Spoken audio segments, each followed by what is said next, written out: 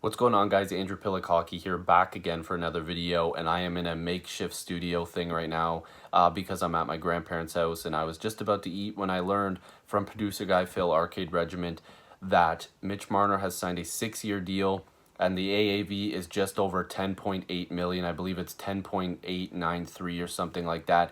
But nonetheless, 6 years for Mitch Marner. The deal is done. Everybody was worried, will he be at camp? Will he be participating? Is this going to be another William Nylander situation? But Marner got the deal done. That's all that matters. The Leafs needed for this to get done. The 10.893 AAV is a little bit too high. I mean, a lot of people would argue it's a lot too high. But considering some of the asks on 3-year deals, we heard that in the last year he wanted it to be like a $15 million third year, so that way that's where his qualifying offer started. There was a bunch of stuff going down that we heard, just too much BS going on. Lots of people were tweeting out random information. And you know what? Finally, I almost said William Nylander, Mitch Marner gets the deal done. 6 years, 10.893. It's not another Nylander situation is what I was going to get to, because we all know last season William Nylander ended up staying out till like December 1st or whatever it was, or the eve of December 1st. They needed to get this done before camp. We needed Mitch here in camp. I'm talking like I'm part of the team, but you know, they didn't want to have another situation where, you know, a player would come in cold and you never know what's going to happen. But, you know, getting past the whole camp stuff and the deal finally getting done, you know, I'm just glad as a fan that it's done. But if you look at that average annual value, the Leafs are going to have to be creative next season when locking up their blue line, because Morgan Rielly is the only piece that has a contract beyond next season.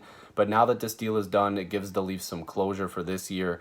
And now they're able to focus on being a good team and going into the season at full strength. Of course, you know, they've got some injuries in Dermott and Hyman to start the year, but then they're going to have to focus on next year when it comes to locking up some blue liners. But hey, at least now they can start some of those conversations and see where they're capitalized. But they have Matthews locked up, they have Nylander locked up, they have Marner now locked up, the big three, and then, you know, you got Rielly for a couple more years, you've got Anderson for a couple more years, you've got Johnsson and Kapanen to good deals, you've got Kerfoot to a really good contract. So that's the thing, if the Leafs need to move out a piece, maybe it's one of those last three guys that I talked about, Johnsson, Kapanen, or Kerfoot next season. But now as a fan, and you know, just as a fan of the game and a fan of Mitch Marner, I'm glad that this contract is done. I'm very happy for him too. Like, listen, the AAV is high, we all know that, but you know, just as a fan, I'm very, very excited for Mitch Marner and for him to be playing, and he's there basically from day one at camp.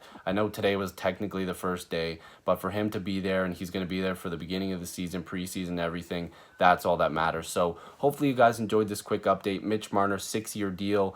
I might make another video with all the contract breakdown and stuff like that, but maybe I'll post it in the comments. But thank you guys for watching. This isn't my usual setup. If you're new, make sure to subscribe. Check out all my other videos because I have a really cool setup that's not this. So I'll see you guys in the next video or stream. Peace.